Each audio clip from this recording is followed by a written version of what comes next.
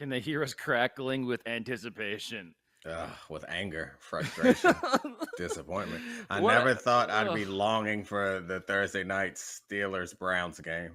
What a way to launch a new era of Debatable, Domonique. A fake television show that has prided itself on never kink shaming. And yet, if this game tonight is something you enjoyed, you're a freak who deserves to be banned from society. Shame your kink. Shame kink. So I guess we should explain what we're doing here. Do you want to do it, Domonique? What are we doing here? Like this game. The Niners and we're watching the. Not anymore. The Broncos. Yes, when you after watching that game, you asked me, "What are we doing here?" I'm not sure if you're talking about what am I doing in my basement watching TV or like what's the meaning of life. That's how rough this game was. Is it had me in an existential crisis. Yes, there you go, Pablo. Yes. Now properly used like for the first time in the history of this fake television show. Episode of Debatable, a show that is now officially, Domonique. Have you heard the news? Have you heard the news? Everyone, many are saying. Alabaster, are you excited about this announcement we're about to make? Are you excited? Pumped. We are going to a new format that is not going to alienate the podcast audience, which I love. I would never alienate you, even though they're growing on me continually. Okay, really? Okay, progress, growth. Nor will it alienate the fake television audience because both of you guys are going to get what you want when you want it. But we're going to do the thing where we do 3 times a week, Monday, Wednesday, Friday episodes, which are going to be better for so many reasons. They're going to be better. You got to explain it. You got to sell it to them. We didn't want to do this, but then this football game happened, and it forced us to rethink our lives and change everything we had originally planned. And it feels wrong to do a show 5 days a week if some days a week we're going to have to talk about a 10-11 game that involved a human running out of the back of the end zone, other people throwing balls that were nowhere near receivers, tip ball interceptions, sadness, and lots of pictures or lots of camera shots of Mike Shanahan, who actually coached good football games that were interesting. Not this foolishness with Jimmy Garoppolo. Remember when they said, you know what happens when you get Jimmy Garoppolo? You raise the floor. They're going to be just as good as they were last year. Now that Jimmy... And then I had to watch this. And it makes me mad at Debatable because if we didn't have to do Debatable, I'd have went to bed the same time y'all did at the end of the first quarter. So we are time traveling a bit here. We also have the power because we time travel, because we're in this new format that we've been driven to by the insanity we've plunged into as a result of this game. We have the ability to edit stuff into the show, Domonique, which is a great What the hell was Russell doing?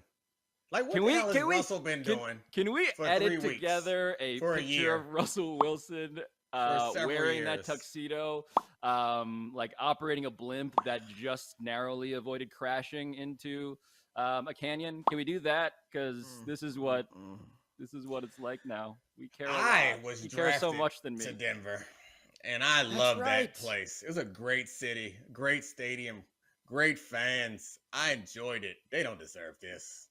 They do not deserve this. And it's not so bad. It's like a bad season is one thing. Lots of teams have bad seasons. They normally know when they're coming, and it's fine. They had high expectations, and they really don't anymore. And how could you walk away from this win? They won the game and still feel gross. You know how? Because the score was 11-10. Yeah. No, this is Alien versus Predator. Whoever wins, we lose. We finally got the game that most resembles that movie poster. You need to find a different one. This is not Aliens versus Predator because both of them were cool and they did cool things and they like murdered stuff and they were dangerous and threatening. Yes, we all lose, but it's not Aliens versus Predator. I'll give you some time to figure out some other thing that is much worse and less fun to watch. Do you know what Russell Wilson said about this game? Oh, he said this is what championship football is all about. That's how he described this performance. Championship football. That's what he just said in the press conference. I mean, in the post-game interview. That's a real quote. I bet Pete Carroll's watching that. Like, I told you. Like, this is what I wanted to do. This is what I wanted to do. You had to go all the way to Denver to learn that I want to grind it out and be ugly and be in close games at the end and only win because somebody else ran out the back of the end zone. You're right. Poor Pete. I feel Pete- sorry for Pete Carroll. Hashtag Pete was right. Hashtag the championship of butt. Sway was Please right move too. on. Did you know Should Sway we was bring right on too? Izzy? Did you see that? 5 fingers of death. Let's do it. Sway was right. Hey, Lammy, see you, buddy. So on this show, Domonique has been the self-proclaimed conductor of the Tua train. And therefore, we had to bring on Izzy Gutierrez, a friend of Debatable, a person who knows a train track better than anyone else that I know, who is based in South Florida. Izzy, it's your time. Welcome back. I've always wanted to be a FOD, a friend of Debatable. That's right. Welcome. I was nervous for a second. I didn't know what FUD meant, what it stood for. I thought we were going in another direction. But anyway, let's not waste any more time. Let's talk about my fins. Let's do it, guys. Your fins. So many acronyms. No, Alabaster. stop it. Get us to the topic. Guys, there was a dominant quarterback on the field today, and then there was also Josh Allen. So my question for you, who did today's game tell you more about? Oh, Domonique is being Dolphins baited. or the He's Bills? being baited. He's being baited into getting off the train. Right at the top I watched the game. I know what really happened. I want to get out the way for Izzy because he has to live in that sweltering heat, so he might as well get a chance to celebrate. Well, I'd like to know what really happened, because to me, what really happened is like the first half, Josh Allen and the Bills offense looked, I mean, as somebody who is, you know, sort of built to cheer for the Dolphins. Like I grew up here. They kind of sort of sucked my fandom away from over the last 15, 20 years because they've been so mediocre. Mm-hmm. But my heart's still there for some reason. I can't fight it. I have to be honest, right? You called Tua Tagovailoa Two Brees. You said Brees, he is Drew Brees. Drew Brees. He's a lefty Drew Brees. And you know, so far with a decent offensive line and some weapons, hey, I'm not that far from being wrong, from being right. But I do think that Bills offense just looked overwhelming. Like, it didn't matter how many people you got to Josh Allen, he was going to break free and find somebody. And, you know, for a lot of that game, it felt like, except for a couple passes to Stephon Diggs, it felt like just dump offs. But when you can sort of shed off the defenders and just get 7 to 10 yards whenever you can, like that's just as good as, you know, going 30 yards a play or two every once in a while. So it felt like they were unstoppable. And then all of a sudden, the Dolphins defense seemed to get to him. And I don't know how much, you know, because and then that second half, there was just so many dropped interceptions. It felt like both quarterbacks could have, you know, looked terrible for the game. But Tua, even after the concussion, which I'm sure we're going to get to, I'm sorry, the back injury. That's right. Spinal. Get your talking points. Spinal. Mike Tyson. But it's funny how, and you know, when it came down to is Josh Allen on a 4th and 5 couldn't get the ball 5 yards. And the guy who they said had a noodle arm threw a just lasered Craycraft. I think that shit Craycraft is his name. And it's just like, wow. So it's not that, you know, this is some sort of Josh Allen is not as good as we think he is, or Tua is better. That it's just a great finish. Two really good teams, and a sort of a why won't they die finish with Buffalo there just goes to show you how unstoppable they seem to be. But it feels like these are two powerhouses in the AFC right now. And I think we've sort of jumped over just assessing Tua. Now it's become, oh, okay, that team is legit. Tua, we already know is good enough. Yeah. Is he great? I don't know. I don't think so. Yeah. But damn, if he's not good enough. He was great in moments. And the same thing last week. And that's what you ask for a quarterback. Like, it seems like the highest ceiling for him, and he's at that ceiling right now, is like Jimmy Garoppolo plus. And he makes big plays every now and then, but they're not asking him to carry the team. What he did last week was unbelievable for one quarter. So no one's going to ask him to be Josh Allen, where he's kind of, the entire team is dependent on his success. But Tua makes good decisions, even when he makes bad decisions, because I would argue that the touchdown pass that he threw was... It was predetermined, for sure. It was but he just stuck it in there. Yeah, it was not a good pass, but it was accurate. I guess it wasn't a good decision, but it's an accurate pass. And I saw that time and time again. None of his passes, or it felt like very few of his passes, except for that deep ball to Waddle, were like wow throws. But if you like watch them, you see the intelligence that he plays with and the accuracy that he has. The placement of the ball is something. And these are the small things that separate like game managers from game managers plus. And he's a game manager plus. So that's what we're going with now. We're going with game manager plus. Game manager plus. Yep. Okay. I don't know. I just stumbled upon that. I like it. It's a streaming service I'd pay a couple bucks for. It feels like Jimmy Garoppolo is now just selling me content. That's what we're all subscribing to. Would you pay for it?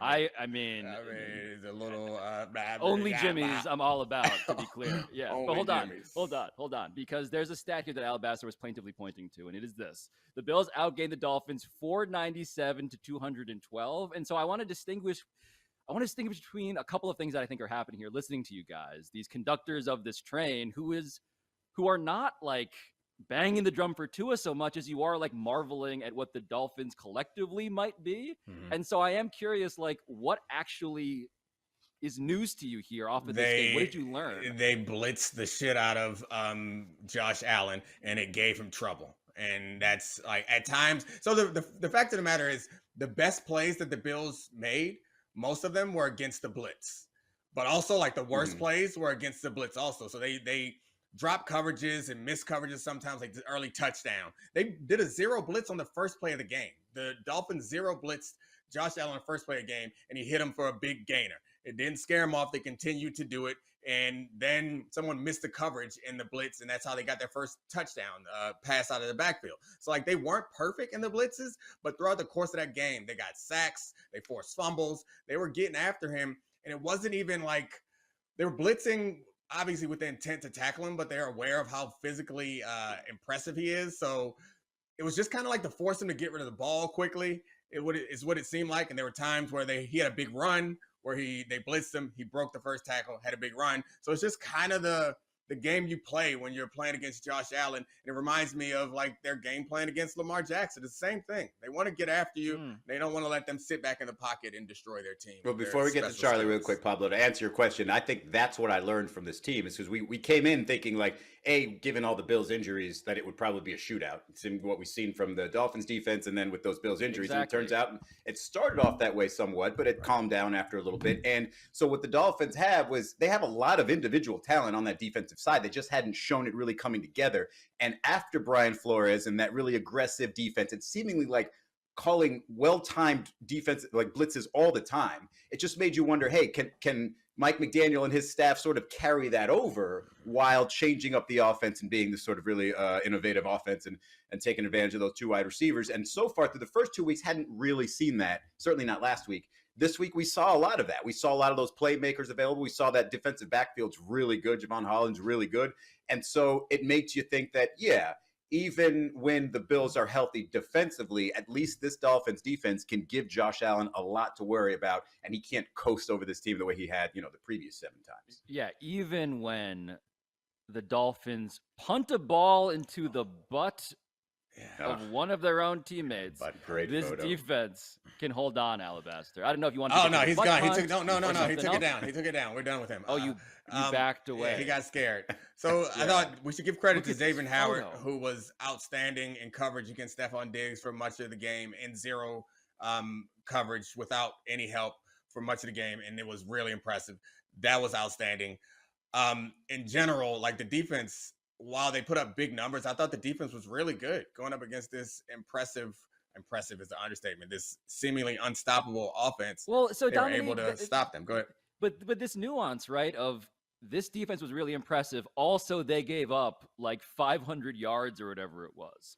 Like, it's possible after a game like this, if you're playing defense in the NFL, how do you feel? How do you feel when you look at the stats versus you look outstanding? Tired. Yes, tired, sweaty, tired, possibly heat exhausted, and great. Like, I mean, they won and they made the plays that they needed to make, and it wasn't at the end of the game they stopped them twice. They stopped the Bills. They did twice in bad field position. So, like, as much as it looks like it's coming out the other way. I was gonna say, what does that look like if you run the film backwards? Yeah, it just looks like it's just a turd and he's trying to stick it. Never mind. Honestly, just straight up Yoshi egg shooting. People. Yeah. Well, it's funny. I was thinking about this because Tyreek Hill tweeted out that boy won, I think, built different or just different, right? Something like that. And he would have to have been built different to survive what was clearly a hit to the head and then just have his back hurt. Yes. But it's almost a blessing in disguise, just to sort of connect it to that other thought, that Buffalo had all that entire time of possession in that second half, because I don't know if Tua would have been able to make it through that in that sweltering heat with probably that condition, that back condition. He looked a little strange there on the sideline, just kind of staring out into space a lot of the time.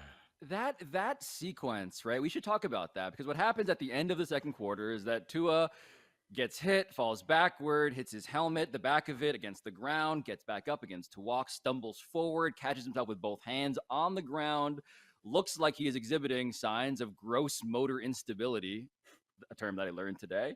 And it turns out that it's a back thing, and his back felt like Gumby because he'd done a quarterback sneak. Yeah, spinal, as it were. And look, I just wondered, Domonique and Izzy, like, how much bullshit do you smell around this? Is it unfair to be smelling all of this bullshit, as the NFLPA now says we have to investigate this? Even though I presume Tua, like any football player, like I imagine, wanted to stay in the game more than anybody. Yeah. He will block the investigation if he could. The NFLPA, like the job of the executive director and all the staff sucks. And this is another time where it sucks, where you're going to have to come into an organization and investigate against your members, essentially, because they don't want this penalty, but it's in the best interest of everyone to try to make the game as safe as possible. Yeah, I mean, obviously I've been at a lot of very intense workouts, and I've seen really scary things with players passing out. And I remember one guy in training camp in college passed out. You know, those like little green gators, what they call them? Like you drive them around and you can like carry balls and stuff in the back. Anyway, it's like a little thing, a little cart type thing. They threw his limp body in the back of that cart and drove away into the building, and the rest of us kept practicing in that foolishness. So maybe we'll get there at some point, but football culture is slow, and it's about toughness and forcing your way through. And my school actually had a guy after I was there die a couple years ago from working out. So it is scary. It is not a fun thing to talk about, but it's concerning because your brain needs to stay cool, and it's hard to keep your brain cool if you're playing in 100 degrees and you're running a lot. That was the most jovial recounting of a series of traumatic events that I think we've ever had. You want me to go down all the things that I've been through as a football player? I am marveling. I am marveling. Was paralyzed. So, 2 days ago, I asked you if the Bills were a cut above everyone else in the NFL. Do you guys still think that? Nope. I didn't. I'm pretty sure I said no to that question 2 days ago. I said that they were like several cuts, I believe. So I hope I no longer. No. I mean, I picked the Dolphins to win this game, so I feel confident. Let's not look at all the rest of the games that I picked. Let's just focus on this one game. Let's splice that one quote into this episode. They are a lot of cuts above. So I mean, they've been the most impressive team so far. They are a lot of cuts above. The idea that we just saw a good Buffalo Bills team last year, and now we're going to see a great one. I mean, 2 seasons ago, Josh Allen was 13-3 and had a great season. And last year, frankly, it didn't have as great of a season. And so if they're on top of the world here and everybody's, aiming for them, who knows if he's going to be able to maintain that level, for 17 games in the playoffs. Before we move on, I would like to point out the impact that Tyreek Hill had on this game. His numbers weren't big, but in rewatching the game, there were, mark it down. I'd be rewatching games. Damn, he's already grinded tape before. I grounded it to nothing, to dust. But so grinding more like spices, less than like meat. Now we're getting to Miami culture. Yeah, tell me more about this. On that long Jalen Waddle pass, didn't he take up the other safety on the other side? Absolutely. And for much of the game, he was getting double teamed. They were doing this weird double team where, well, not weird, but slightly unusual double team where they would bring the safety, and the safety would cover the intermediate routes. No one would cover him short, and the corner who was lined up over him would just run back. I think it was Elam much of the time. Snap of the ball, open your hips, run back. It was like they were terrified of him. It was obvious that they spent the whole week of practice like, well, you knew that was going to happen. Be Waddle, but it ain't going to be Hill. After watching that Ravens secondary get roasted last week with some, and not really playing it safe, even though they were injured. So you knew that was going to happen. What I thought was going to be the result of that is, hey, the Dolphins' run game will open up, right? Safeties will be way back and just kind of leave and nope, Dolphins still couldn't run the ball. I mean, not that they tried that much. They just haven't had a very effective running game. They've actually had like 23 attempts and then 18 and then 17 in the 3 weeks of play. And so it kind of is even more impressive what they're doing without actually. I mean, it's the Dolphins. Come on. Yeah, I got my Tua signed football right here. Oh my God. Nice. I was surprised that their running stats were as bad as they were, because it felt like in watching the game that they got some big important runs at key times in the game. So I guess that's all that really matters, is if your ability to run the ball when you need to, because it felt like they did. The game didn't get out of hand, didn't get to a shootout. It would have been interesting to see how they would have held up in a shootout, but they made the plays that they had to, and they are number one in the AFC. Are we going that far? I think I mean, with the Chiefs losing, it's them and the Eagles as the only two undefeated teams or 3-0 teams of the Giants to play on Monday night left in the league. But I want to ask why and how Izzy got an autograph to a football. Like, when did that happen? It's not really that exciting. It was won by my partner Anthony in an athletic feat of some sort. I can't even remember which one, but yeah. So you can't sell it. In other words, you can't. No, you can't. I mean, I can sell it. Off now. I mean, I can sell it. All it needs is this little thing of authentication right there. That's all it needs, so I can sell it. Alabaster, I can hear the sound of a little cart for Izzy coming. So should we move on to the next thing? I'm not injured. I'm okay, guys. Sure, there you are. So David Dennis Jr., welcome back. The number one revelation from last segment that we just did was Domonique has been grinding tape in a dark room by himself, just like in ways that were bordering on the sensual is where I bordering imagining. Oh no, we crossed that border a long time ago. Y'all should have built a wall. It's too late. I'm way across the border, deep in the heartland of sensual film study, watching all these sweaty men slapping just bodies. Boy, flagging plays you like. Oh, yeah. I put them in big manly meats, slapping meats. I bookmarked the hell out them things so I can watch them again later. Put them in my bank, you know. Yeah, that's right. Your tape bank. Jesus. Alabaster, the word lather may or may not have been used at least 7 times while discussing this. Oh my God! Stop rubbing your hands together. Condensed game film. Is there any more arousing phrase? I had the red zone on the center TV, the 2 local games on the side TV, and I had the computer up, grinding tape from the 1 a.m. game. I mean, from the 1 p.m. games. Ooh, it was too much. It was overload. 1 p.m. games, 1 a.m. energy. If you grind your tape for more than 4 hours, you should see a doctor. No doctors here. My doctor's gonna put me back in the game, just like Tua, baby. All right, guys. So, gonna need some explanations for what happened in these games, though, because we all looked at the AFC West group of death. We thought these teams were unstoppable. Not the best day for them. They all lost. No. And my question for you all: which team suffered the worst loss? I mean, you want to go through them, or should I answer the question? Chiefs to the Colts, Raiders blown out by the Jaguars. Or sorry, the Chargers blown out by the Jaguars, and the Raiders lost to the Titans. Yeah. I mean, the Raiders seem like they're dead now. I will establish that.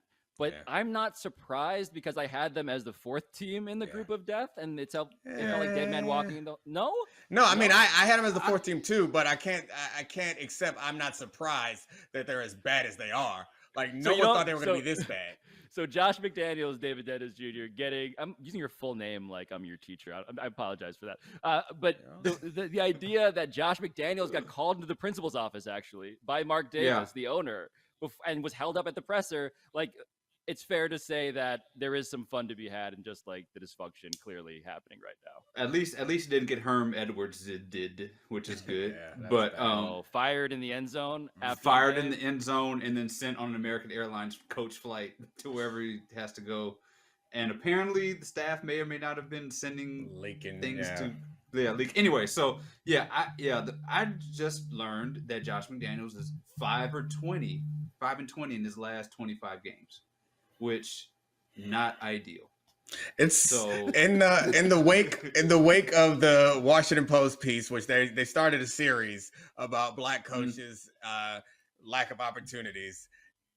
Josh McDaniels really hurting the cause for we don't got people in the pipeline because he comes back up and keeps thinking You can't keep giving them to them. Like there's lots of black coordinators out there that are doing just fine, and they went back to Josh McDaniel after he failed once. Part 5 of the part 5 of that expose is just going to be a picture of Josh McDaniels on the front page of the Washington Post. Oh my god! But actually, I think this is the worst day for the Chargers. Actually, you think so? They got smacked. Yeah, the Jaguars actually might be good. Their defense. I mean, their offense was second DVOA behind the Chiefs going into the week. I think was sort of anomalous, but feels like a real thing when they put 38 points on the board. And the Chargers, it's the injuries, man. They just seem cursed this season. Like it's just one of those seasons. Like the Ravens. I was gonna say. Well, I don't know. Yeah, I don't know. Maybe this season feels worse because you have Justin Herbert and you're just squandering him. Right. But this is the shit that I know from my childhood. Yeah, this is Chargers. This is like the whole Phillip Rivers era. Yeah. This is all Chargers. Yeah. I mean, I guess so. I thought they had the worst loss.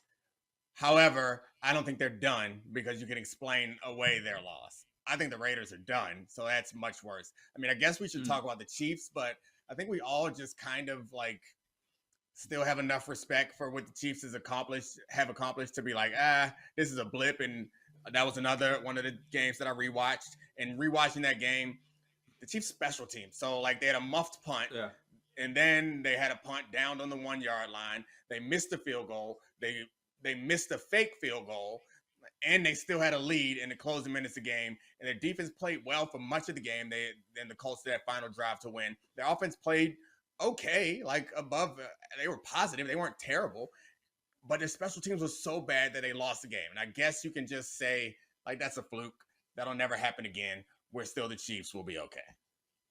But hold on. But when special teams comprehensively are just that bad, that feels like one of those post-game scenarios where, I don't know, I imagine offense and defense are not normally on the same page about how to feel, but they're united by how the problem is the special teams are made up of offensive and defensive players, so it's hard to blame them. The only person who's going to catch this heat is the coach. But the fact of the matter is their special teams can be bad all the time because their offense is so great. And Patrick Mahomes gave them a mediocre game, and that wasn't enough to make it. And they still had a lead. Did you see Patrick Mahomes and Eric Bieniemy have a little disagreement? So after the game, Andy Reid said, I believe, if you heard the audio, you would have known this is no big deal. To which I say, release the audio. Release the tapes. Yeah, I mean, it was about Patrick Mahomes wanting to play aggressively and Eric Bieniemy nah, let's not be silly. Patrick conceded that Eric was probably right, but it's his job to be aggressive. It probably was no big deal, but it's our job to make it a big deal. I guess where you're going with that. Yeah. And that's Alabaster, are you making a big deal of that, or are you? No. I have a broader Chiefs question for Domonique, in that we thought the Colts sucked coming into today. So I thought this was the worst loss. Not in the significance for them in the season, but in a vacuum today, that was the worst loss among them. But my question is, we thought without Tyreek, this was going to be a more balanced offense that spread the ball around and even ran the ball a little bit more. And that would make them more stable from highs and lows. But CEH had 7 carries for 0 yards today. Patrick Mahomes was their leading rusher. Do they need to have a running game to keep these lows from happening? Is that something that they need to do to be a better team?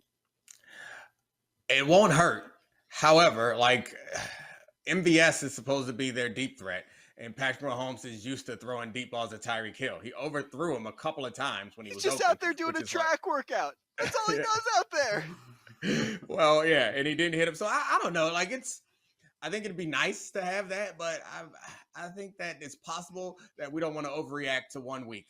They blew the doors off of the other 2 teams that they played, and this time they didn't. It happens from time to time. If they do it in another week, then we'll have something to discuss. I'm not ready to overreact right now on the Chiefs. And we were talking about the Chiefs' offense struggling early last season. I mean, I was a little if you take the last couple games, they struggled in the first half with the Chargers. I think it was 4 points, which is the most they've had. Their offense looked a little off, but it's the Chiefs. They'll be fine. Just one of those one of those games that you just lose. I don't think the Colts are as bad. Mainly because I thought they would be good at the beginning of the season, but holding on to that. Yeah, me even too. though. Oh, okay. We're just defending our takes now. Of course. We're Yeah, just defending takes every right now. I'm just going. I'm I- making a rookie move now. So I'm holding on to this win right now. I feel like Tom Brady looks at Matt Ryan and is like, "This is why I get plastic surgery." Watching Matt Ryan give that post-game interview on the field, I was like, "Yo, this dude is old as hell, and he's not actually nearly the oldest person in the league who's doing this job." You could put him in like one of those pictures, like they had the picture of like Meghan Markle and the rest of the royal family, and it was like she's older than all of them, and they all look 50. Like you could put Matt Ryan's face like right next to them. I don't know. I don't know. I have to go with the Raiders because there's no hope for them. The Chargers, like, we get healthy, we'll be fine. And the Chiefs, like, we're really fine. It's the Raiders that it feels like. The Titans, you lost to the Titans, it's over. So I have follow-up questions about the Raiders, and then I also have follow-up questions about the Chargers. But the first on the Raiders, who do you blame for this team? They got Devontae Adams, who everyone says is the best receiver in the league. They have so much theoretical offensive talent. Why do they stink? Is Josh McDaniels just Lane Kiffin again? Like, what's going on here? That feels like the most fun theory to have. I did not grind this tape, so I'm hesitant to blame anyone officially. But David Carr's been pretty good for a couple of years. So is Derek. Derek Carr's been pretty good for a couple of years without Josh McDaniels. He shows up, they stink. The defense has been bad for the last few years, and they still aren't very good. So we can't blame Josh for that. But the point was, they got the best receiver in football and one of all of these geniuses out here. They brought him in, this genius guy. They brought him in for here the podcast audience. Domonique is jazz hands. I mean, it frustrates. It's something that frustrates me generally. We talk about offensive geniuses. I know. I use the word it's genius to talk about McDaniel, and you hate it every single time. He's Shanahan, not like you think he's Copernicus. Like he's just running plays. Relax. Not geniuses out here. Cool it. And they all these geniuses get outsmarted. Like if there was one actual genius out there, I think they would be all right, and they would not get outsmarted on a routine basis. But anyway, the point is, this genius can't figure it out with possibly the best tight end in football, possibly the best number one in football, possibly the best slot receiver in football, and Jacobs in the backfield. This genius can't outscore the Titans, who have an old running back, a quarterback that they don't even want, and an injured offensive line. He can't outscore them. Decimated. I feel like I needed like a church organs playing in the background while you were doing that. I felt like I should have hummed. I should have done that. I should have hummed, passed the collection plate around or something. I should have fainted at one point. Yes, they should pass the collection plate to buy that man out. Genius. As we move on, I do feel compelled to tell you that on the AFC West, there's a chance that the Broncos will also lose. We're taping this during the game, and in the first quarter, Russell Wilson had 3 passing yards. But I move on. That's Nathaniel Hackett. We gotta. Oh my God, Nathaniel. That's kind of a. It's so funny to me. They went and hired, was it Jerry Rosberg, right? To help.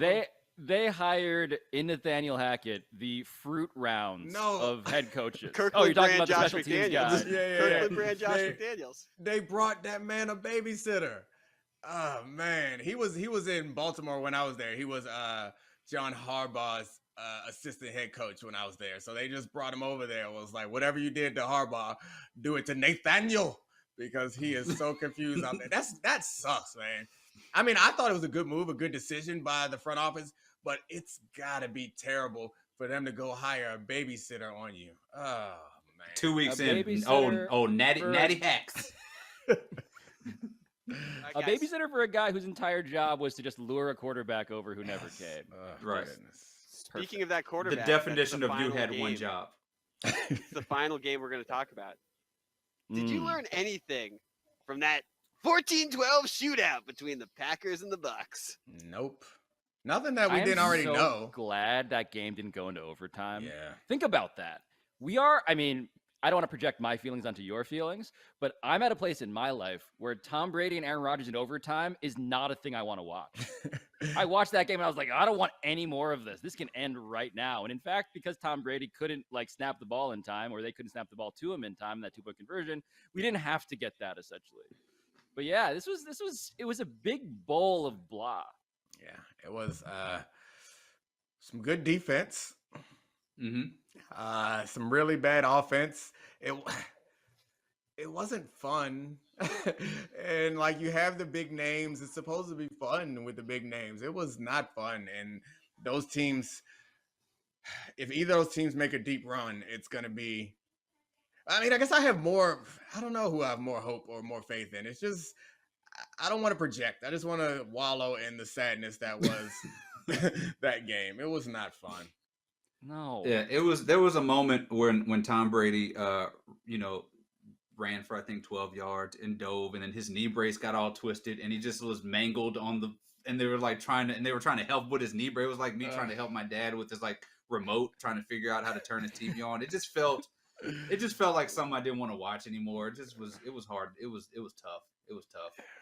He hasn't had a multi-touchdown game this season, is what Alabaster has just informed us. The commentators, unironically, when Cole Beasley caught his first pass, oh, that's right, went deep into how Tom Brady said, "It feels like I've been throwing to this guy for 15 years," and nobody laughed. I was like, I thought they made a good joke, and they was like, that's "Nah." a great line. It was like, it's only been a couple of days. Like, no, this is funny, guys, because he's a white slot receiver, and that's what Tom Brady loves. But we didn't even get that fun. It just there was no fun to be had. But by the way, the mere fact that he went and was like, "I need me Cole Beasley," specifically, is a giant like symptom, right, of a larger issue. The Bucs just don't seem to have it. They don't have enough. It was what we thought it was going to be, though. That's like, this game didn't surprise us. We expected both of these quarterbacks to struggle against good defenses without a lot of weapons. The scary thing for the Packers is they don't have a bunch of people injured that could come back and threaten deep down the field. The Bucs do when they get all their receivers healthy. Their O-line wasn't playing great, but just generally, I have been frustrated a lot in the past couple of years with people saying that other quarterbacks should raise the talent around them like Tom Brady does. And I always snap back like, no, Tom Brady was bad with the Patriots. And then he went down there and the talent around him raised his ass up. So I think I'm going to use the rest of this week on all the shows I go on to say, Tom Brady just got to play better. Raise the talent of the people around him. Blah, blah, blah, blah, blah, blah, blah. Are we there, David? Are we at the point where we all feel comfortable as Domonique, in just like beginning to just throw the dirt? Here it is, the end. It's finally the end. Are we there? I mean, I think the Packers defense is great, and he didn't have he didn't have his guys out there. He was throwing to people that I'd not really heard of, and it's still. I mean, I think the thing for both of these teams, like we saw the blueprint for them both for the season, which is if Aaron Rodgers can put together 2 or 3 really great drives, the defense could do the rest. And for Tom Brady, if the Bucs can stay close, he still marched them down the field in that fourth quarter. Like that's what they're going to have to rely on. But this idea that either of these dudes at this point with the talent around them is going to just save these teams ain't going to happen. But yeah, I'm not willing to throw it out. I mean, I think the defense are good enough that Tom Brady can, that he's there right now to do what he did today, is just win at the end of the game and hope that it works out. I didn't put any dirt on him, Pablo, just to be clear. I feel the same way that David feels, in that the defense is good enough. Oh, you got scared. You got scared. Nothing to be scared about. Nothing to be scared about. Alabaster, did you hear Domonique get scared just then? No He was fear. like, oh no. No fear. Oh no, this is going to be played back. Oh, I'm fine with it. I've already said it before. Is the thing is, I'm already on the Tom Brady video because I said he would never win another Super Bowl before he went and won a Super Bowl. So it's like double jeopardy for you. It's like you can't be convicted for the same crime twice. Hey, I'm already in there, baby. I'm just giving you some honest analysis. It's like, Tom Brady in the fourth quarter down the score is always going to be a problem. Tom Brady for the rest of the quarters doesn't seem like much of a threat right now. I do have important stats. I did extensive research. I have important stats I want to read out. Oh, okay. Give it to me. Oh, wow. All right. 9 Grammy Awards, 13 American Music Awards, 12 Billboard Music Awards, and 6 Guinness World Records. Rihanna. Super Bowl half. There was going to be a football game during a Rihanna concert. What are the Guinness in records February that we're talking about? I don't know. He don't know. Don't put. He said he did extensive. I did extensive research, and you just ruined it. I think I'm gonna go turn on some Luther Vandross and watch some tape for the rest of the evening. I can't wait. Make sure you stretch first. Never too much. Never too much. Never too much.